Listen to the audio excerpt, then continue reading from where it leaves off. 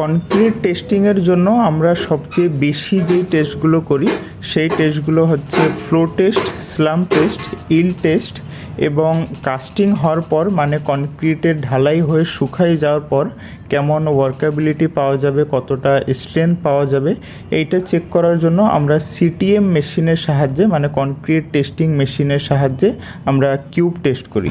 তো আজকে আমরা ফ্লো টেস্ট কিভাবে হয় এই বিষয়ে জানবো। ফ্লো টেস্টের জন্য আমাদের দরকার পড়ে স্লাম কোনের, যেটার ভিতরে কনক্রিট ঢালা হচ্ছে ওইটার নাম হচ্ছে স্লাম কোন। তারপর দরকার পড়ে ফ্লো টেবলের, স্লাম কোনের নিচে টিন দিয়ে বানানো টেবলের শেপে যেটা দেখা যাচ্ছে ওইটার নাম হচ্ছে ফ্লো টেবল।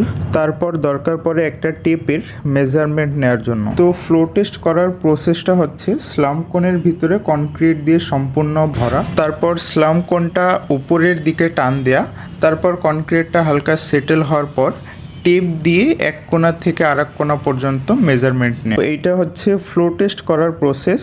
বাকি স্লাম টেস্ট, কিউব টেস্ট এগুলো শর্ট ভিডিওতে শীঘ্রই আপলোড হয়ে যাবে।